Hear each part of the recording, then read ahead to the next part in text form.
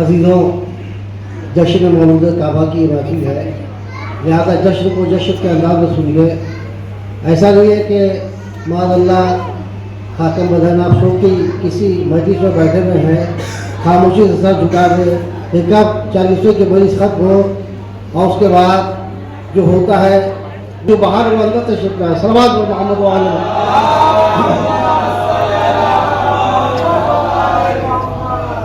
اور میرے کو تو چاہ رہا تھا کہ گزشتہ قصیدہ پڑھوں، لیکن جب سننے والے نہیں ہیں، اب کوئی خیر سے بیٹھتا نہیں تو سنائے کس کو؟ سنجیدہ ماحول اور تو نظر ہی نہیں آتا ہے۔ بہت چند افراد ہیں جن میں عالم صاحب ہیں، مولانا ہیں، ان کے صاحبزادے ہیں یا دو چار اور، ورنہ میجورٹی پر بھی گرانٹیڈ یہاں تو معاملہ یہ ہے۔ بہرحال صلوات بھیجیے مولا کی شان میں اشعار پڑھیں۔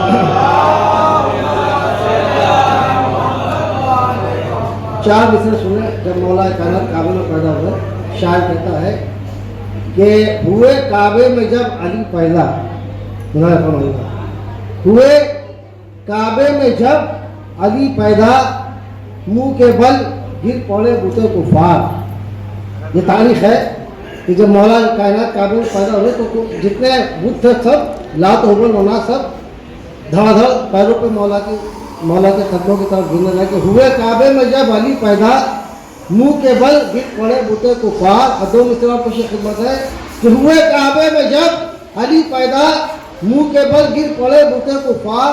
اب بے زبانی میں گر گڑا کے کہا، بے زبانی میں گر گڑا کے کہا، مولا نے فرمایا بالخصوص کہ ہوئے کعبے میں جب علی پیدا، منہ کے بل گر پڑے بوتے کفار۔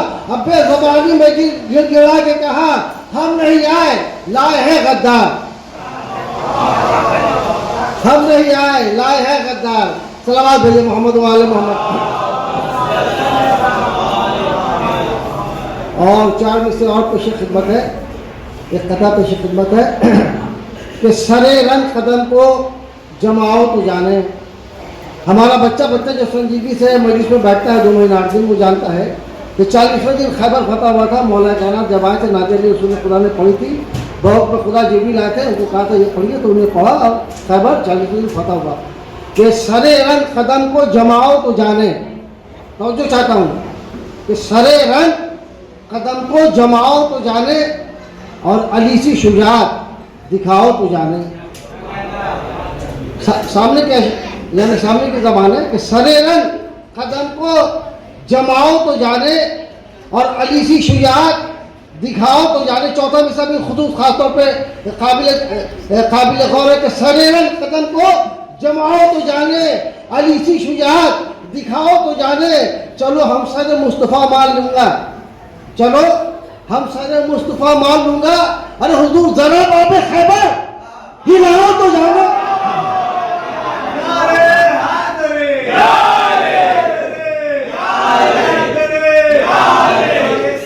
جزاک اللہ۔ کہ سرے رنگ قدم کو جماؤ تو جانے، علی سی شجاعت دکھاؤ تو جانے۔ چلو ہم سر مصطفیٰ مان لوں گا، ذرا باب خیبر ہلاؤ تو جانے۔ وہاں ذرا ہلائے کا جہاں 100 پہلوان مل کے اٹھاتے تو اس کو صلوات بھیجے محمد والے۔ اور خطار اور روایات پڑھوں گا کہ تاریخ میں یہ مسئلے واضح ہے خود بخود۔ تاریخ میں یہ مسئلے واضح ہے خود بخود، احمد کا تم ہوئے ہو سہارا جہاں جہاں۔ یعنی رسول اللہ کی ظاہری مدد مولا کائنات نے فرمائیے اور سارے انبیاء کی پوشیدگی سے فرمائیے۔ واقعہ دشت ارزل بھی اس میں کہ جناب سلمان بھی جب مذہب حق کی طرف آئے تو ان کو بھی شیر سے بچا تھا مولا کائنات نے کہ تاریخ میں یہ مسئلے واضح ہے خود بخود، احمد کا تم ہوئے ہو سہارا جہاں جہاں۔ مولا نے فرمائے گا کہ تاریخ میں یہ مسئلے واضح ہے خود بخود، احمد کا تم ہوئے ہو سہارا جہاں جہاں، اور اسلام کی کلائیاں بڑھ بڑھ کے تھام لی۔ لیکن دین مسئلہ افسوس سے خاموشی نہ سنیے گا۔ پہلے آپ کو بتا دوں کہ آج سے 20-25 سال پہلے نیو مارکیٹ پہ پری پلان آگ لگی تھی یا لگائی جاتی ہے تو سیاسی میٹر اس پر میں گفتگو نہیں کروں گا، لیکن جب آگ لگی وہاں کچھ لوگ ادھر پھنس گئے تھے اور لوہے کا گیٹ ہرائے نے ہلا تھا، لہذا سب نے یا علی شیر خدا یا علی حیدر کرار مدد دے کے اتنی کس کے ٹانگا کہ وہ گیٹ کھل گیا، یعنی باہر نکل گئے۔ بتایا ہی جاتا ہے مقصد یہ ہے کہ جب آگ لگتی ہے تو کوئی یاد نہیں آتا ہے، آگ سے بچنے کے لیے علی یاد آتے ہیں۔ صلوات بھیجو محمد والی کہ تاریخ میں یہ مسئلے واضح ہے خود بخود۔ احمد کا تم ہوئے ہو سہارا جہاں جہاں، ہر اسلام کی کلائیاں بڑھ بڑھ کے تھام لی، اسلام کی کلائیاں بڑھ بڑھ کے تھام لی، بہرے مدد علی کو پکارا جہاں جہاں، بہرے مدد علی کو پکارا جہاں جہاں۔ اور چند اشعار ہیں جو آپ کی خدمت پیش کروں 2 منٹ کے لیے، بس صلوات بھیجو محمد و آل محمد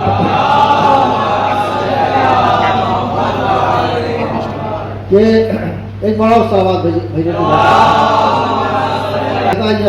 چار اشعار کا منکر کہ تلوار ہر ایک عرش کی تلوار نہیں ہے، تلوار ہر ایک عرش کی تلوار نہیں ہے، ارے حضور ہر تیغ بکف حیدر کرار نہیں ہے، تلوار ہر ایک عرش کی تلوار نہیں ہے، ہر تیغ بکف حیدر کرار نہیں ہے، کرار کے کہنے سے کٹے جاتے ہیں دل کیوں؟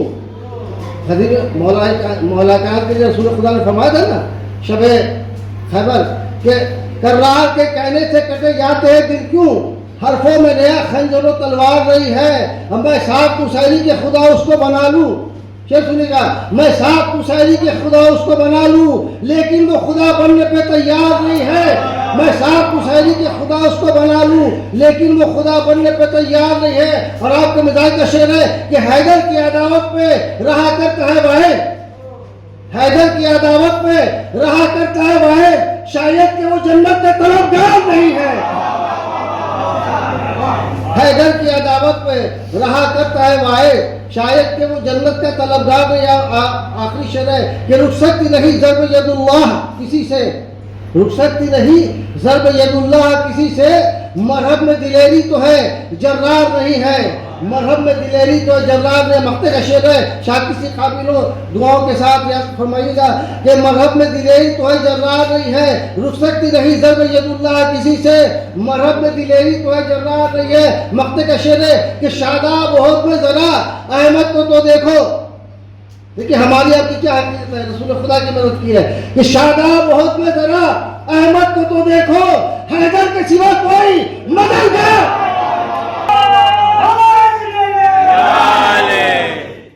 فینا والعاکفین ورکع السجود۔ صلوات پڑھیں مل کے بعد ایک مرتبہ بابا سے بلند صلوات پڑھیں۔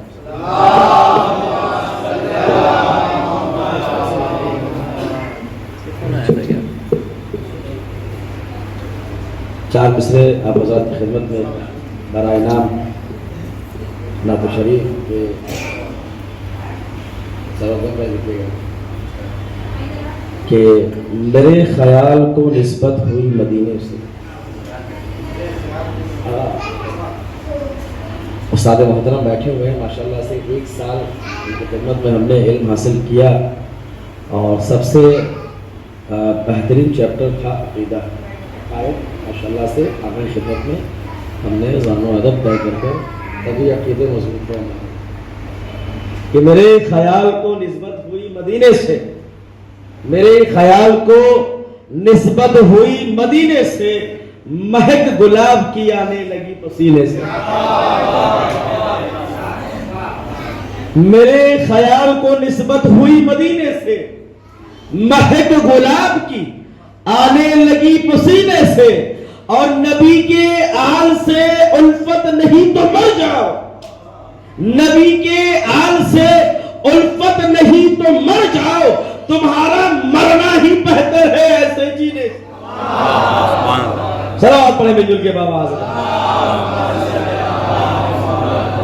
نبی کے آل سے الفت نہیں تو مر جاؤ، تمہارا مرنا ہی بہتر ہے ایسے جینے سے۔ اور جناب شیخ کا نام لیا تو 4 مصرے میں آپ کی خدمت میں عرض کرتا ہوا چلوں کہ علی کا ذکر ہی شیوا ہے کیا کیا جائے، علی کا ذکر ہی شیوا ہے کیا کیا جائے، جناب شیخ کو کھلتا ہے کیا کیا جائے، علی کا ذکر ہی شیوا ہے کیا کیا جائے، اور جناب شیخ کو کھلتا ہے کیا کیا جائے، ملی جو بھیک تو ہنس کر فقیر یہ کہنے لگا علی کے نام پر ملتا ہے کیا،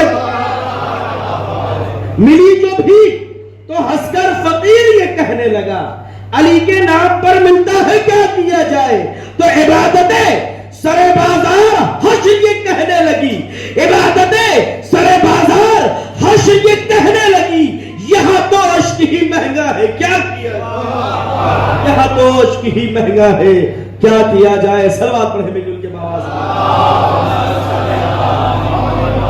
اور دیکھیے گا 4 مصرے میں آپ کے حوالے کرنا چاہتا ہوں، لیکن اس آیت کے ذیل میں کہ جو میں نے آیت کریمہ کی تلاوت کی ہے، پروردگار عالم نے قرآن مجید میں جو ارشاد فرمایا جناب ابراہیم سے مخاطب کیے کر جناب ابراہیم سے مخاطب کر جناب ابراہیم جناب اسماعیل کہ وَطَاهَرَ الْبَيْتِ وَطَاهَرَ الْبَيْتِ لِلطَّائِفِينَ وَالْعَاكِفِينَ وَرُكَّعِ السُّجُودِ کہ میرے گھر کو پاک و پاکیزہ کرو، یعنی پاک و پاکیزہ گھر بناؤ، کس لیے للطائفین والعاکفین، کس لیے للطائفین یعنی اعتکاف کے لیے، والعاکفین اور طواف کے لیے، للطائفین یعنی طواف، للعاکفین یعنی کہ اعتکاف کے لیے، ورکع السجود اور سجدے کے لیے بھی اور رکوع کے لیے بھی۔ یہ تمام المختصر بات یہ ہے کہ میرے گھر کو پاکیزہ پاک و پاکیزہ بناؤ، یعنی پاک و پاکیزہ گھر تیار کیا جائے، عبادت کے لیے تیار کیا جائے۔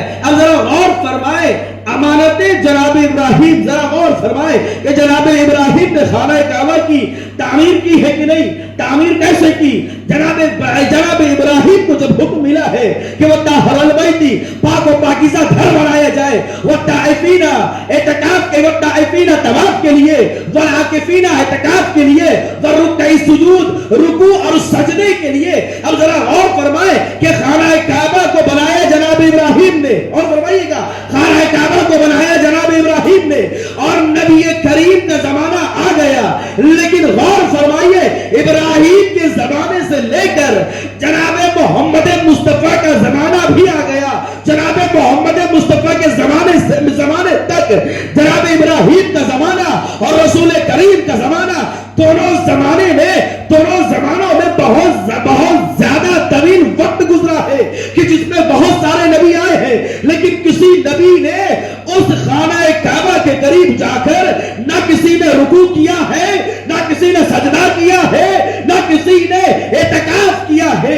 اب ذرا میں خدا کی بارگاہ میں آ کر پروردگار عالم کے سامنے دست ادب کو جوڑ کر کہوں، اے میرے خدا، تو نے ابراہیم کو حکم دیا کہ پروردگار عالم کا گھر بنایا جائے، اعتکاف اور طواف کے لیے، رکوع اور سجدے کے لیے، عبادت کے لیے، نماز کے لیے، روزہ کے لیے، لیکن کسی نبی نے حکم نہیں دیا کہ خانہ کعبہ کے قریب جا کر نماز پڑھی جائے، کسی نے خانہ کعبہ کے قریب جا کر طواف کرنے کا حکم نہیں دیا، یہاں تک کہ موسیٰ کا زمانہ گزرا، عیسیٰ کا زمانہ گزرا، محمد مصطفیٰ کا زمانہ آیا، اور کسی کا جملے پر محمد مصطفیٰ کا زمانہ آیا، اور جناب محمد مصطفیٰ نے حکم نماز و حج نہیں دیا تھا جب تک علی نہ آ گئے۔ بھائی کیا جملہ کہنا چاہتا ہوں، جب تک علی نہ آ گئے پروردگار عالم ماجرا کیا ہے فلسفہ سمجھ میں نہیں آیا۔ اب اللہ کہنا چاہتا ہوگا دیکھو پاکیزگی 2 طرح کی ہوتی ہے، ایک ظاہری پاکیزگی، ایک باطنی پاکیزگی۔ میں نے ابراہیم کو حکم دیا کہ باہر کے خانہ کعبہ کے اطراف کو پاک کرو، عبادت کے قابل علی کی ولایت پاک کر کے سلامات محمد ابراہیم نے ظاہری طور پر پاک کیا، لیکن عبادت کے لیے پاک کیا علی کی ولادت نے۔ اب جملہ غور فرمائیے، جناب نبی کریم کا زمانہ آیا اور جناب ابراہیم کے زمانے میں حکم ملا، جناب ابراہیم نے پاکیزگی کی امانت دنیا کو دکھا دی کہ کس طریقے سے خانہ کعبہ کو پاک و پاکیزہ رکھا گیا ہے۔ اب میں سوال پوچھنا چاہتا ہوں، پوری تمہید میں 4 مصرے کے لیے آپ کی خدمت میں عرض کرنا چاہتا ہوں، جناب ابراہیم نے پاک و پاکیزہ گھر بنایا کہ نہیں بنایا؟ محمد مصطفیٰ کی شریعت ہے، احکام بھی ہے، قرآن کی آیت بھی ہے، اتنا پاک و پاکیزہ بنایا، جملہ آپ کے خدمت میں، اتنا پاک و پاکیزہ بنایا کہ خانہ کعبہ کے قریب کوئی کافر یا مشرک گیا کیا کہ نہیں گیا؟ کوئی کافر یا مشرک آج تک گیا یا نہیں گیا؟ ہر مسلمان یہی کہے گا کہ ابراہیم نے خانہ کعبہ کو اتنا پاک بنایا کہ کوئی بھی خانہ کعبہ تک کوئی کافر جا نہ سکا، مشرک جا نہ سکا۔ اگر جدہ ایئرپورٹ پر کوئی کافر یا مشرک پکڑ لیا جائے اور نام دیکھا جائے تو اسے واپس کر دیا جائے گا کہ ابھی حج کا موسم چل رہا ہے، بزنس کا زمانہ نہیں چل رہا ہے کہ آتے جاتے کوئی بھی منہ اٹھا کر چلا آئے گا، ابھی یہاں مسلمان فقط آئیں گے۔ اتنا امانت داری پاکیزگی میں کہ کوئی کافر اور مشرک خانہ کعبہ کے قریب آ نہیں سکتا۔ جملہ توجہ، کوئی خانہ کعبہ کے قریب آ نہیں سکتا، یا جملہ بدل کر کہہ دیا جائے کافر مشرک تو آ نہیں سکتا۔ یا تاریخ میں کبھی دیکھا گیا ہو کہ کعبہ چل کر کسی کافر کے گھر گیا ہو؟ کبھی تاریخ میں دیکھا گیا کہ کعبہ چل کر کسی مشرک کسی کافر کے گھر گیا ہو؟ کہا آج تک نہیں دیکھا۔ اب جملہ سنے آپ، اتنا امانت داری پاکیزگی میں ابراہیم نے رکھا، اللہ نے حکم دیا ابا ابراہیم جیسے نبی کے پاکیزگی میں اتنی طاقت کہ کافر جا نہیں سکتا، خانہ کعبہ کافر کے پاس جا نہیں سکتا۔ ابا جو ابراہیم جیسے نبی معصوم ہو کر خانہ کعبہ کو اس طریقے سے پاک کرے، جو خدا ہو کر نبی معصوم کو پاک کرے، اور تم عقیدہ رکھتے ہو کہ خانہ کعبہ تو نہیں گیا، محمد مصطفیٰ چلے گئے۔ صلوات محمد والے چار مصرے آپ کے خدمت میں۔ محمد مصطفیٰ معصوم نبی، وہاں نبی نے خانہ کعبہ کو پاک کیا، یا اللہ نے خود محمد مصطفیٰ کو معصوم بنا کر پاک کیا؟ نبی کے پاکیزگی میں اتنی طاقت کہ خانہ کعبہ آج تک پاک رہ گیا۔ کیا اللہ کی پاکیزگی میں شک ہو گیا؟ جملہ سنیے، اللہ کی پاکیزگی میں شک ہو گیا؟ کہا نہیں، خانہ کعبہ میں جب ولادت ہوئی ہے نا علی مرتضیٰ کی، اب جملہ اب آپ کے حوالے چار مصرے پوری زحمت میں نے آپ کی دی ہے، اب تک خاموش رہیے گا، لیکن چار مصرے میں خاموش نہیں رہیے گا۔ تاریخ اسلام اٹھا کر دیکھ لے کہ جناب مولا کائنات کی والدہ جب ولادت کی تاریخ قریب آئی ہے نا، اندھیری رات میں خانہ کعبہ کی طرف چلی گئی۔ اندھیری رات میں کہوں گا شہزادی شریف گھر کی عورتیں اتنی رات کو باہر نہیں نکلا کرتی۔ اب آپ تو اس شخصیت کی ماں ہے جو نجف اشرف کا مالک ہے، آپ کیسے باہر نکل کر آ گئی؟ عجب نہیں شاعر آواز دیتا ہے، تاریخ کا مطالعہ کیا گیا تو بس دو ہی وجہ نظر آئے ہیں اور کوئی وجہ نظر نہیں آیا۔ اتنی رات کو جناب فاطمہ بنت اسد خانہ کعبہ کے قریب گئی ہے۔ شاعر کہتا ہے کہ اس طرح سے رات میں نکلتا نہیں باہر کوئی، اس طرح سے رات میں نکلتا نہیں باہر کوئی، کس طرح سے فاطمہ بنت اسد تم کو گوارا ہوگا۔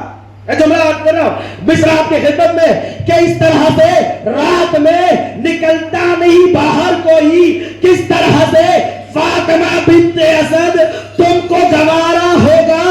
یا تو تنویر امامت کے اشارے پہ چلی ہوگی 2 بجے، یا تو تنویر امامت کے اشارے پر چلی ہوگی، یا خود تمہیں خانہ کعبہ نے پکارا ہو۔ صلوات محمد والے بابا بلند صلوات پڑھیں آپ حضرات۔ آپ کی خدمت میں اتنا ہی ساتھ لکھا تھا، انشاءاللہ پھر موقع ملا تو آپ کی خدمت میں حاضر ہوں گا۔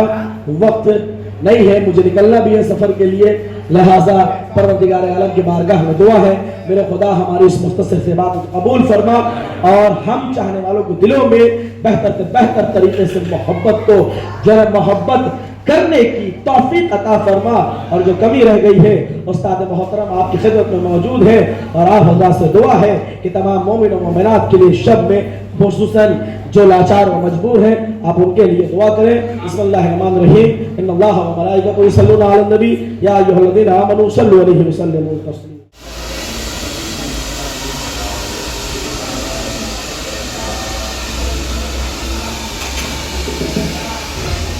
الله الرحمن الرحيم الحمد لله رب العالمين الصلاة والسلام على أشرف الأنبياء والمرسلين الذي سمع في السماء برحمة وفي الأرض بأبي القاسم محمد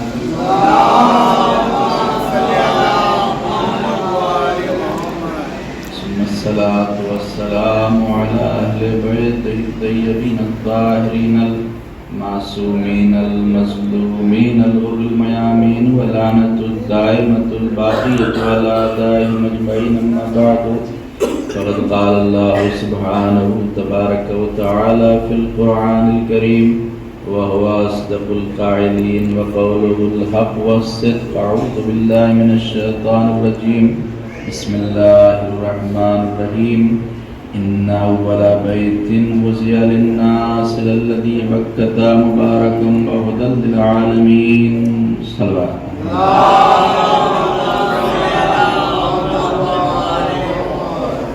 شکر خدا اور رسول کے بعد میں سب سے پہلے تمام حضرات کی خدمت میں اس جشن مسرت کی تبریک تہنیت اور مبارکبادی عرض کرتا ہوں اور بالخصوص ہمارے زمانے کے امام امام زمانہ عجل اللہ کی خدمت میں تبریک عرض کرتا ہوں اور میں بےحد ممنون و متشکر ہوں انجمن غلامان پنجتنی کا کہ جنہوں نے اس جشن مسرت کا انعقاد کیا اور اس جشن کو برپا کیا مسلسل آپ نے یک کے بعد دیگر مدحخان شعراء کو سماعت فرمایا اور سبھی نے بہت ہی بہترین انداز میں مولا کائنات کا ذکر کیا اور آپ حضرات نے نعرہ بھی یہاں پر لگایا اور جو بھی نعرے مسجد ہو یا امام بارگاہ وہاں پر لگائے جاتے ہیں تو یا تو نعرے علی کے نام کے ہوتے ہیں یا ان کی اولاد کے ہوتے ہیں. آپ نے دیکھا کہ اجمیر میں کیا ہوا یا آپ کے سامنے ہے کہ جب کسی اور کا نعرہ لگایا گیا تو لوگوں میں کیسی افراتفری مچ گئی. لوگ خلاف ہو گئے کہ اگر اجمیر کی زمین پر نعرہ لگے گا تو یا علی کے آباء و اجداد کا نعرہ لگے گا یا ان کی اولاد کا نعرہ لگے گا اور کسی کا نعرہ نہیں لگے گا. کیوں؟ اس لیے کہ یہ وہ ذکر ہے مولا کائنات کا. اس کے لیے شاعر کہتا ہے کہ شے بدلتی نہیں تاثیر بدل جاتی ہے. شے بدلتی نہیں تاثیر بدل جاتی ہے. یا علی کہتے ہی تقدیر بدل جاتی ہے. یا علی کہتے ہی تقدیر بدل جاتی ہے. اور آج کی اس محفل کا میں 4 مصرے سے آغاز کرنا چاہتا ہوں جس میں شاعر کہتا ہے کہ جشن مولا منانے آئے ہیں, جشن مولا منانے آئے ہیں, آج ہم مسکرانے آئے ہیں.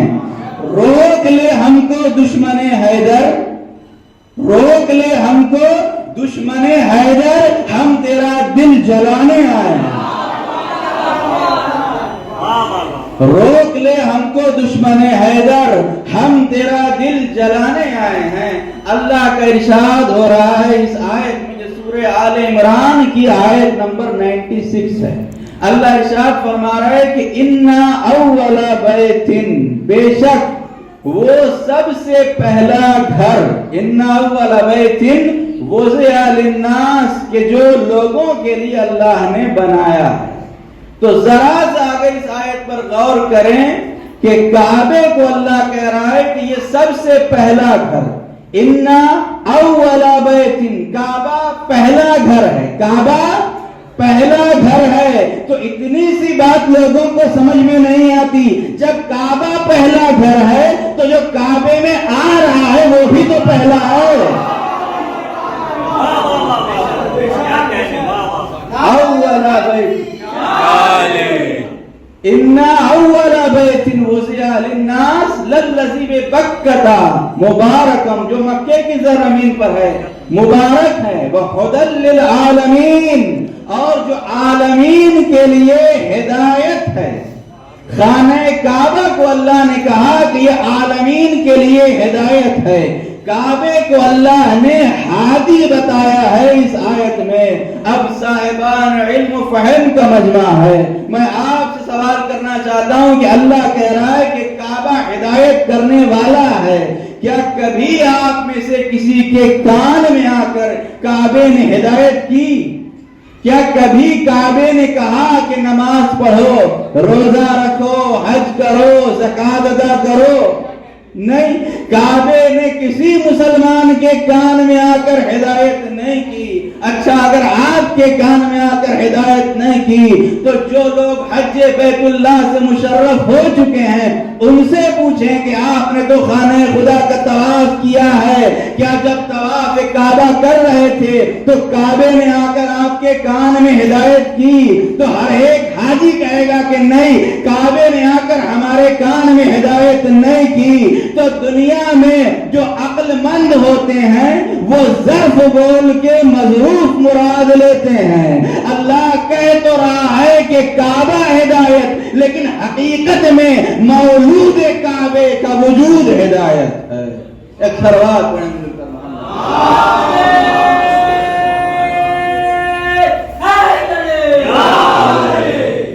اور الحمدللہ کہ ہمیں فخر ہے پوری کائنات میں کہ ہم ہی وہ قوم ہیں، دوسری بھی قومیں دنیا میں ہیں، کسی کو ان کا رہبر بند گلی سے ملا، کسی کو گفا سے ملا، تو کسی کو بند کمرے سے ملا، لیکن الحمدللہ ہمیں یہ فخر حاصل ہے کہ یہاں وہاں سے کسی کو ادھر ادھر سے ملا، ہمیں امام بھی اپنا خدا کے گھر سے ملا۔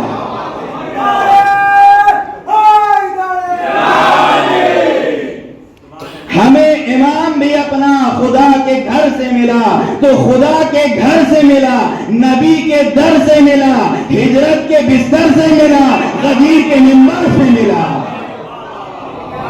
صلوات پڑھیں مل کر محمد وآلہ۔ تو ہم اسے مانتے ہیں کہ جو ہمیں خدا کے گھر سے ملا، اس لیے پہلا بھی خدا کے گھر میں آیا اور آخری بھی آئے گا تو خدا کے گھر سے ہی ظاہر ہوگا۔ جب آخری امام آئیں گے تو وہ بھی خدا کے گھر سے ظاہر ہوں گے۔ آپ دیکھیں کہ 13 رجب کا واقعہ کیا ہے۔ 13 رجب کی رات ہے، شب 13ویں رجب ہے کہ خدا نے جناب فاطمہ بنت اسد سلام اللہ علیہا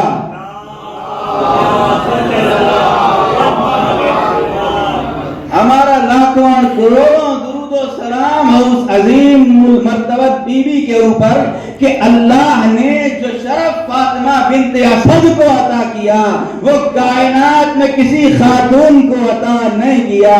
اس آسمان کے نیچے اور اس زمین کے اوپر جو شرف اور جو عظمت اللہ نے فاطمہ بنت اسد کو عطا کی وہ دنیا کی کسی خاتون کو عطا نہیں کی۔ ہمارے چوتھے امام، امام زین العابدین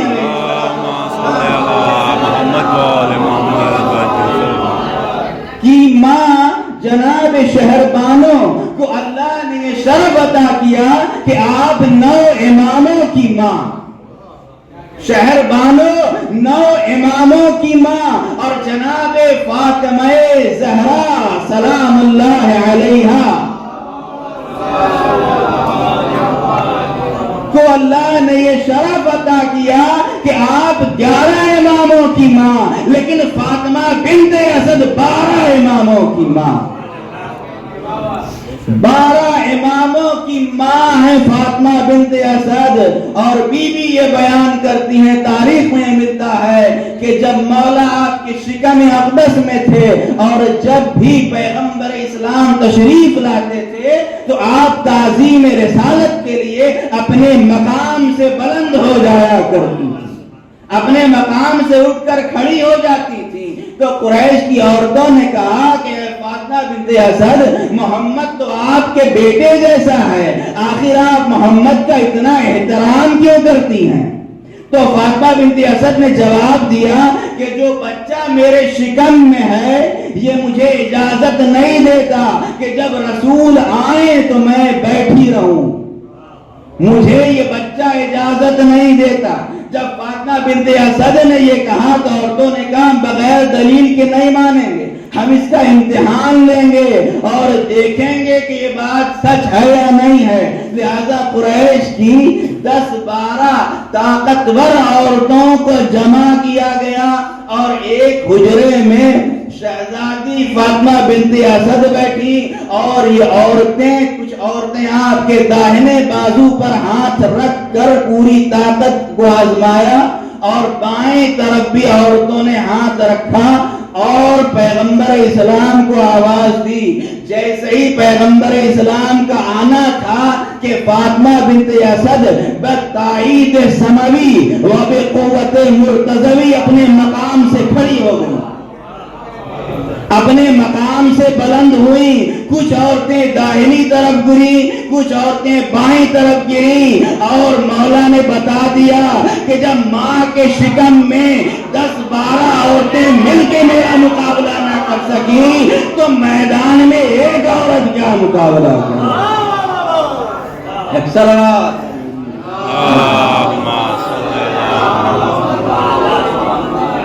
اللہ نے علی کی ماں کو وحی کی. 13ویں رجب کو فاطمہ بنت اسد کو اللہ نے وحی کی. اب لوگ یہاں پر اعتراض کرتے ہیں کہ وحی تو صرف نبی اور امام کو ہی ہو سکتی ہے, وحی تو نبی اور امام کے علاوہ کسی کو نہیں ہو سکتی.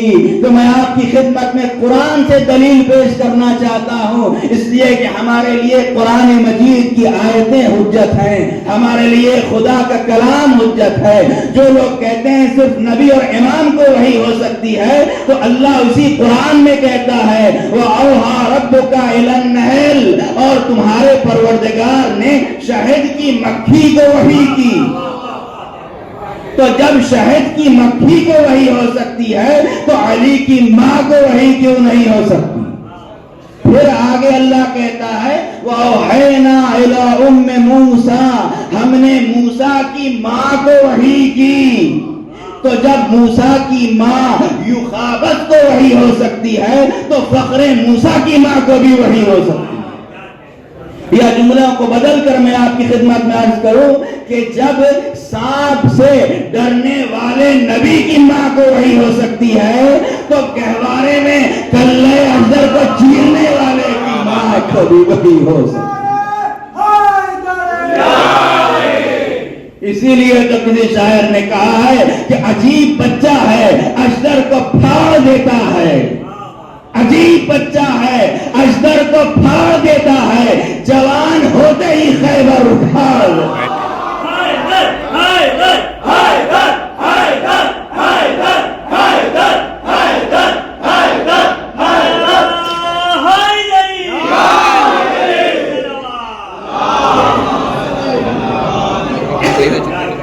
فاطمہ بنت اسد خرامہ خانہ کعبہ کی طرف بڑھ رہی ہیں اور جیسے ہی خانہ کعبہ کے قریب گئیں اور جانے کے بعد 7 مرتبہ طواف خانہ کعبہ کیا اور اس کو سعید بن جبیر نے یزید بن تغب سے اور عباس ابن عبد المطلب یہ بیان کرتے ہیں کہ میں وہاں پر بیٹھا ہوا تھا کعبے کے پاس میں اطراف میں, اور میں نے دیکھا کہ زوجہ ابو طالب آئی اور آ کر طواف خانہ کعبہ کرنے لگی, اور اس کے بعد جب طواف پورا کر لیا تو کعبے کی مطہر دیوار کے قریب آئیں اور آواز دیتی ہیں کہ پروردگار میں تجھ پر ایمان رکھتی ہوں, تیرے بھیجے ہوئے رسولوں پر ایمان رکھتی ہوں, تیری نازل کردہ کتابوں پر ایمان رکھتی ہوں اور اپنے جد خلیل اللہ کی تصدیق کرتی ہوں, اور پھر اپنے شکم اقدس کو خانہ کعبہ کی مطہر دیوار سے مس کر کے فرماتی ہیں اللہم بحق ھذا المولود الذی ما فی بطنی, پروردگار اس بچے کا واسطہ جو میرے شکم میں ہے. بس جیسے ہی یہ واسطہ دینا تھا کہ خانہ کعبہ کی دیوار میں شگاف پیدا ہوا, دیوار پھٹی اور دیوار کے پھٹتے ہی فاطمہ بنت اسد خانہ کعبہ کے اندر داخل ہو گئیں. اب آپ دیکھیں, میں ایک مثال آپ کی خدمت میں عرض کرنا چاہتا ہوں کہ اگر اس امام بارگاہ کی دیوار خدا نخواستہ پھٹنے لگے. آپ سب یہاں پر مرد ہیں اور اس کو قرآن نے کہا کہ الرجال قوامون علی النساء.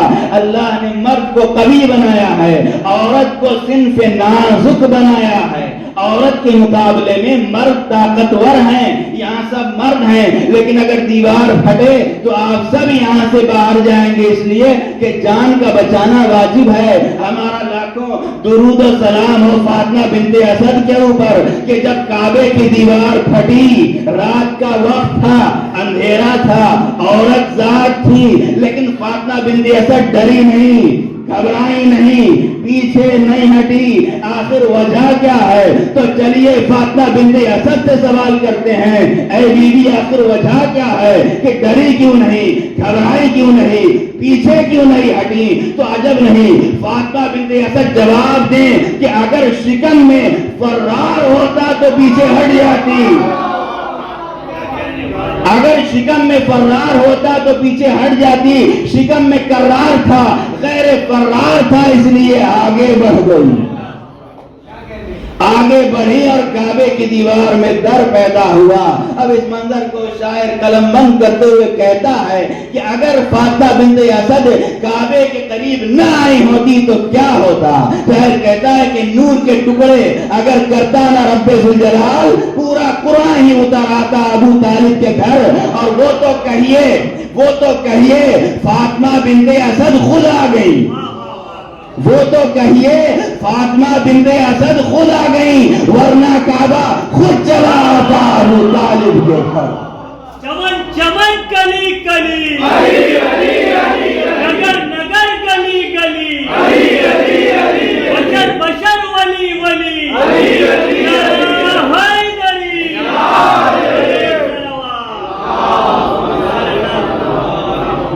اور پھر دوسرے شاعر نے اس منظر کو قلم بند کیا کہ اگر فاطمہ بنت اسد کعبے کے قریب نہ آتی تو کیا ہوتا؟ وہ کہتا ہے کہ علی علی کی جو گونجی پکار کعبے میں, درار پڑ گئی بے اختیار کعبے میں, اور خود اپنے گھر میں بھی ہوتے اگر علی پیدا, خود اپنے گھر میں بھی ہوتے اگر علی پیدا, تو شاید اس کا بھی ہوتا شمار کعبے میں, تو شاید اس کا بھی ہوتا شمار کعبے میں. اور پھر ایک شاعر نے کہا ہے کہ حالت عجب تھی خانہ کعبہ جلیل کی, حالت عجب تھی خانہ کعبہ جلیل کی, یعنی کہ پھل نہ لائی تھی محنت خلیل کی. آمد ہوئی خدا و نبی کے وکیل کی, حاجت نہیں یہاں کسی لمبی دلیل کی. آمد ہوئی خدا و نبی کے وکیل کی, حاجت نہیں یہاں کسی لمبی دلیل کی. اور آئے علی تو کعبے کی قسمت پلٹ گئی, آئے علی تو کعبے کی قسمت پلٹ گئی. اتنا خوشی سے پھولا کہ دیوار پھٹ گئی.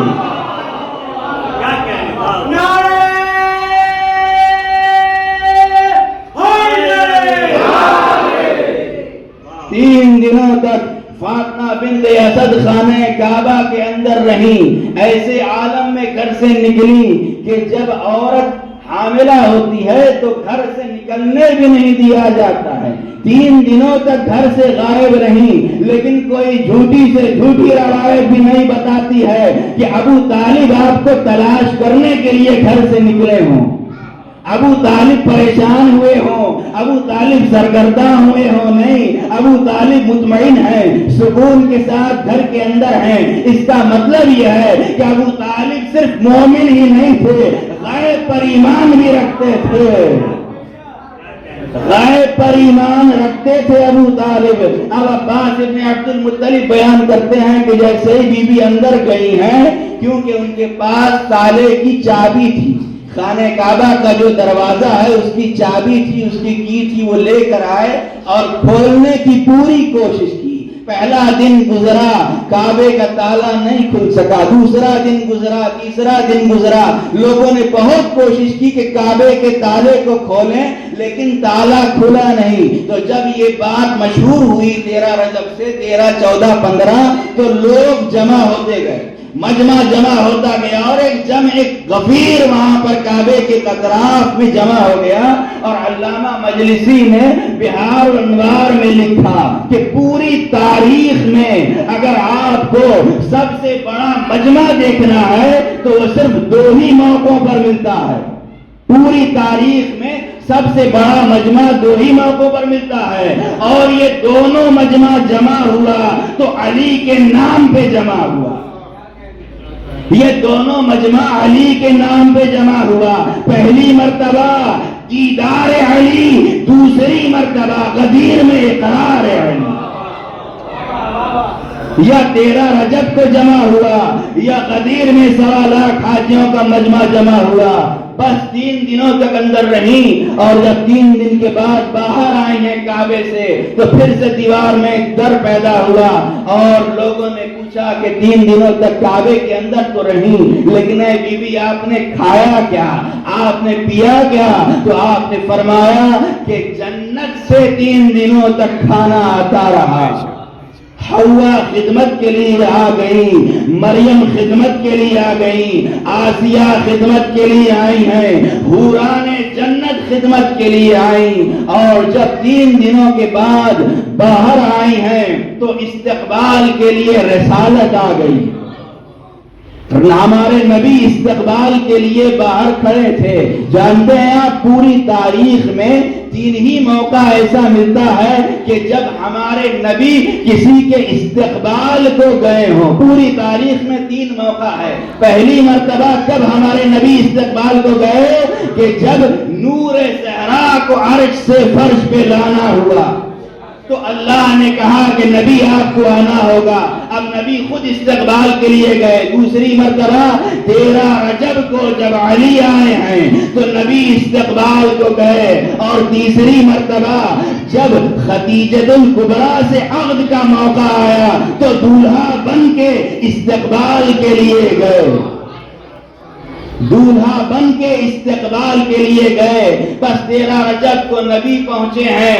چچی باہر آئیں لیکن کیا دیکھتے ہیں کہ چچی کا چہرہ اداس ہے. ایک مرتبہ سلام کیا اور پوچھتی ہیں چچی آخر وجہ کیا ہے کہ آپ کا چہرہ اداس ہے، چہرے پر مایوسی ہے؟ تو فاطمہ بنت اسد نے کہا کہ اللہ کے نبی، اللہ نے بیٹا تو چاند سے بھی زیادہ خوبصورت دیا ہے لیکن اس کے اندر زندگی کی نشانی نہیں ہے. اس لیے کہ زندگی کی 3 نشانی ہوتی ہے. جب بچہ پیدا ہوتا ہے تو روتے ہوئے پیدا ہوتا ہے. علی روئے نہیں، یہ بچہ رویا نہیں. جب بچہ پیدا ہوتا ہے تو آنکھوں کو کھول دیتا ہے لیکن اس نے آنکھیں اب تک نہیں کھولی. اور جب بچہ پیدا ہوتا ہے اور ماں دودھ پلاتی ہے تو بچہ دودھ پیتا ہے. اس نے ابھی تک دودھ نہیں پیا. بس پیغمبر اسلام نے فرمایا چچی اس لیے اب تک آنکھیں نہیں کھولی کہ کعبے کے اندر چاروں طرف بت تھے. اگر کعبے کے اندر آنکھ کو کھول دیتا تو پہلی نظر بتوں پہ پڑتی. دودھ اس لیے نہیں پیا کہ میرا وزیر بن کے آیا ہے، میرا جانشین بن کے آیا ہے، میرا وصی بن کے آیا ہے، اس لیے پہلی غذا مجھ سے لے گا. بس جیسے ہی رسالت نے ہاتھوں کو بڑھایا علی ماں کی گود سے ہمک کے نبی کی گود میں گئے. اب جیسے ہی نبی کی گود میں جانا تھا کہ آنکھوں کو کھولا اور رسول اللہ کے چہرے مبارک کی زیارت کی اور ایک مرتبہ سلام کیا.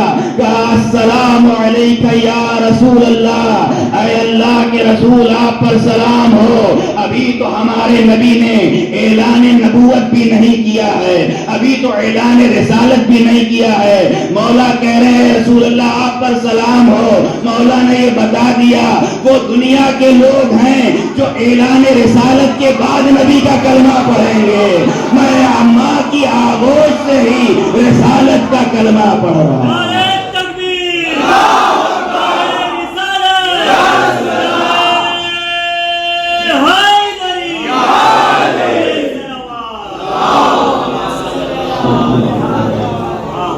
بس جیسے ہی آغوش میں لیا پیغمبر اسلام نے اپنی زبان اقدس کو مولا کے دہنے مبارک کے اندر ڈالا اور ایک مرتبہ پیغمبر نے فرمایا کہ علی کچھ پڑھ کر سناؤ. مولا نے پوچھا یا رسول اللہ کیا پڑھوں؟ توریت پڑھوں، زبور پڑھوں، انجیل پڑھوں یا قرآن پڑھوں؟ چاروں کی چاروں آسمانی کتابوں کی تلاوت کی، توریت کی تلاوت کی. تو نبی نے کہا علی تم توریت تو اہل توریت سے بہتر پڑھتے ہو. انجیل کی تلاوت کی تو نبی نے کہا علی انجیل تو تم عیسائیوں سے بہتر پڑھتے ہو. زبور کی تلاوت کی تو پیغمبر نے فرمایا علی تم زبور تو اہل زبور سے بہتر پڑھتے ہو. جب قرآن کی تلاوت کی تو نبی نے فرمایا علی تم قرآن تو مجھ جیسا پڑھتے ہو، تم قرآن تو مجھ جیسا پڑھتے ہو. اور جب مولا نے قرآن کی تلاوت کی تو 114 سوروں میں کسی سورے کا انتخاب نہیں کیا. اگر تلاوت کی تو سورہ مومنون کی بسم اللہ الرحمن الرحیم قد افلح المؤمنون. بالتحقیق مومنین کامیاب ہو گئے، اس لیے کہ امیر المومنین آ گیا.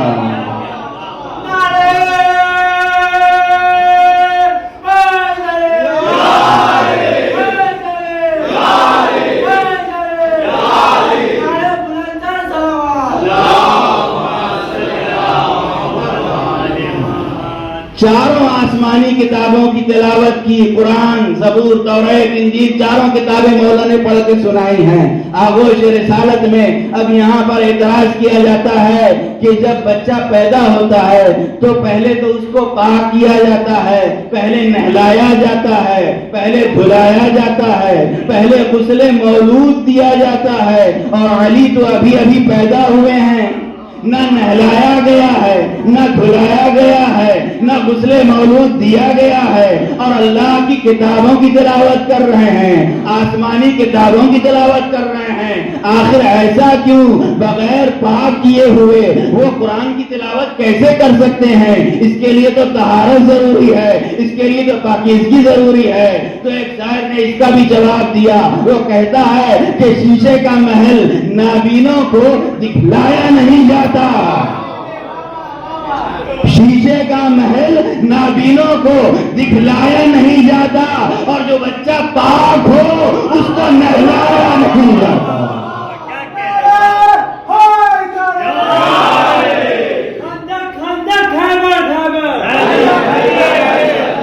کون بنا جبریل کا ٹیچر؟ کون بنا داماد پیغمبر؟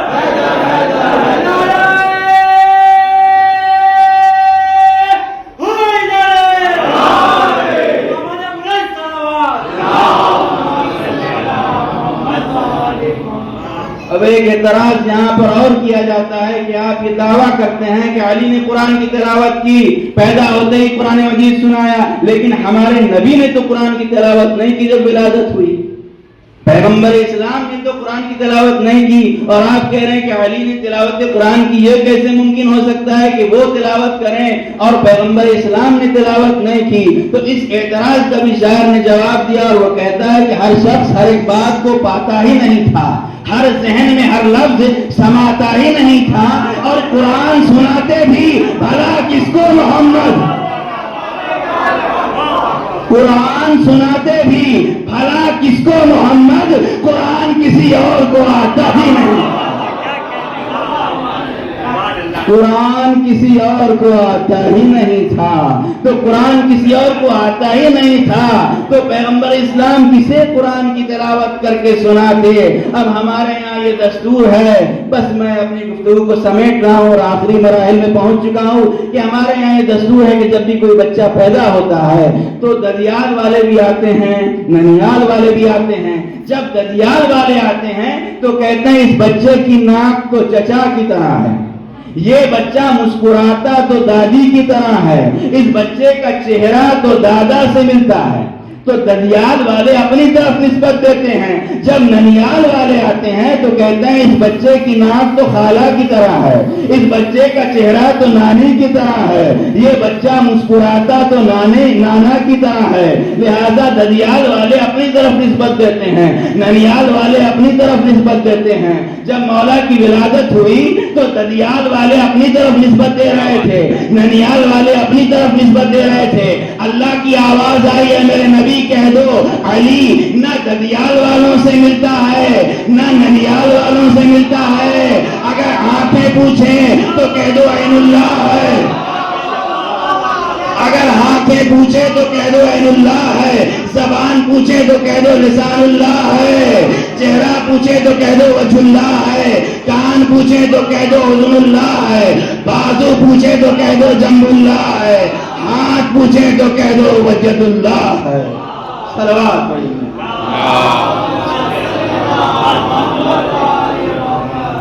لہذا نبی اللہ کی طرف نسبت دیتے گئے پورے جسم کو، دو چیزیں بچ گئیں، ایک خون بچ گیا، ایک گوشت بن گیا بچ گیا، تو پیغمبر نے فرمایا یا علی لحموں کا لحمی و دموں کا دمی، اے علی تمہارا گوشت میرا گوشت ہے، تمہارا خون میرا خون ہے۔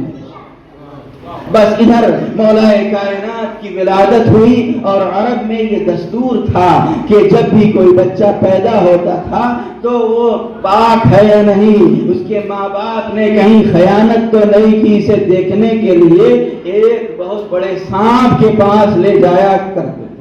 اور جیسے ہی مولا کی ولادت ہوئی تو ابو جہل آ گیا اور آ کر کہنے لگا کہ اے ابو طالب، ہم چاہتے ہیں کہ ہر ایک بچے کو یہاں سے گزرنا پڑتا ہے، اور جو بچہ سانپ آئے اور آ کر اگر کاٹ لے بچے کو، اس کا مطلب یہ ہے کہ وہ بچہ کی جو ولادت ہے اس میں شک ہے، وہ بچہ پاک نہیں ہے، طیب و طاہر نہیں ہے۔ لیکن جو بچہ بچ جاتا ہے تو اس کو صحیح النسل مانتے تھے، یعنی وہ نسلوں کی پہچان کا ایک وسیلہ تھا وہ سانپ۔ تو ابو جہل آیا اور آ کر کہتا ہے کہ تمہارے بچے کو بھی اس سانپ کے پاس لے جانا ہوگا تاکہ یہ پتا چلے کہ وہ کیسا ہے۔ بس لے کر مولا کو اس سانپ کے پاس گئے ہیں، اور جیسے ہی جانا تھا کہ اب تک وہ سانپ فیصلہ کرتا تھا کہ یہ حلال زادہ ہے یا غیر حلال زادہ ہے۔ بس جیسے ہی سانپ کے قریب لے گئے، دست ید اللہ پڑھا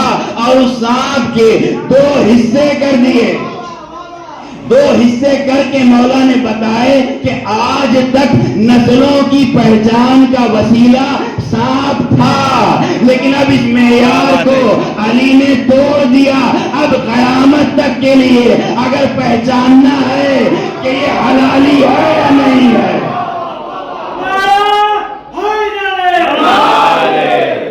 اگر پہچاننا ہے کہ کوئی حلال زادہ ہے یا نہیں ہے، تو دیکھو کہ دل میں علی کی محبت ہے یا نہیں۔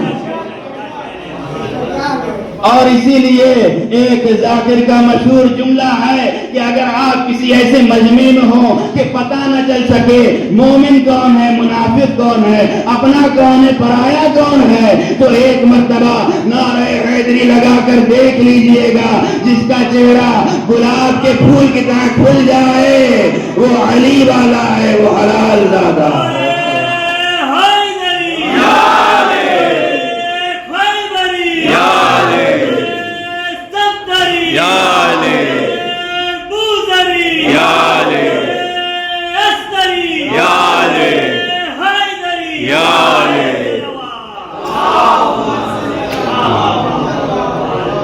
اور مولا علی کی محبت کے لیے ایک ہی شرط ہے، اسی کے دل میں علی کی محبت آ سکتی ہے کہ جس کا باپ ایک ہو، باپ ایک ہو، ماں نیک ہو۔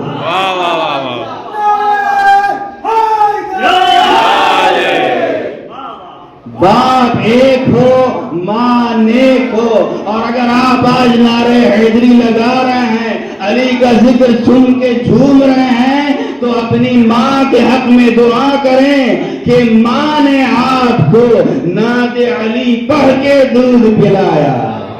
بس انہی چار مصروں پر اپنی بات کو تمام کر رہا ہوں۔ شاعر کہتا ہے کہ اس لیے نام علی پر مسکراتا ہوں عقیل، اس لیے نام علی پر مسکراتا ہوں عقیل، پاک ہے میرا لہو اظہار ہونا چاہیے۔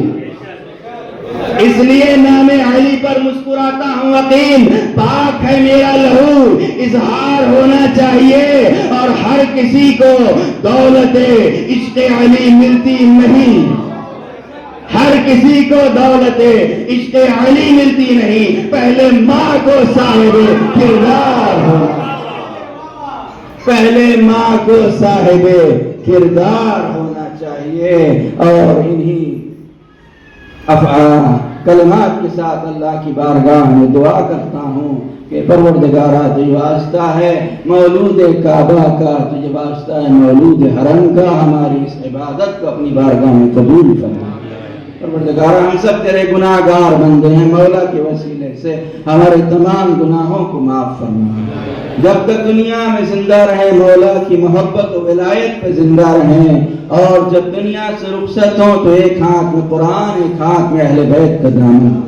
پروردگارہ ہمیں آخری سانس تک مولا کائنات کی محبت پر، محبت اہل بیت پر ثابت قدم رہنے کی توفیق عنایت فرما۔ پروردگارہ ہم سب کو دنیا میں نجف اشرف کی زیارت نصیب فرما، آخرت میں مولا کائنات کی شفاعت نصیب فرما۔ جتنے بھی مومن بھائی اور بہنیں اس جشن میں تشریف لائے ہیں، جو جو دعائیں اور منتیں اور مرادیں دل میں لے کے آئے ہیں، اللہ تمام دعاؤں کو، مرادوں کو مولا کے وسیلے سے پوری فرما۔ پروردگارہ ہم میں جو پریشان ہیں ان کی پریشانیوں، دکھ اور تکلیفوں کو دور فرما۔ جو بھائی مقروض ہیں ان کا قرضہ خزانہ غیب سے عطا فرما۔ پروردگارہ پرچم اسلام کو سربلندی و شرف عطا فرما، پرچم کفر و نفاق کو سرنگوں فرما، تمام مسلمانوں کو اتحاد و اتفاق و محبت و بھائی چارے کے ساتھ رہنے کی توفیق عنایت فرما، دشمنان اسلام کو نیست و نابود فرما۔ ہمارے مولا و آقا ہمارے سید و سردار امام زمانہ کے ظہور میں تعجیل فرما۔ ہم سب کو اپنے مولا و آقا کے مخلص غلاموں و جانثاروں میں شمار فرما۔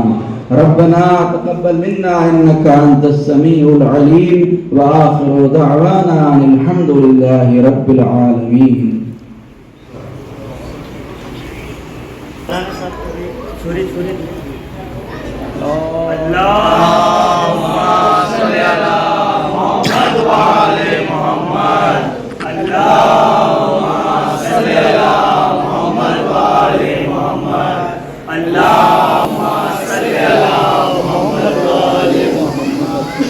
نعرہ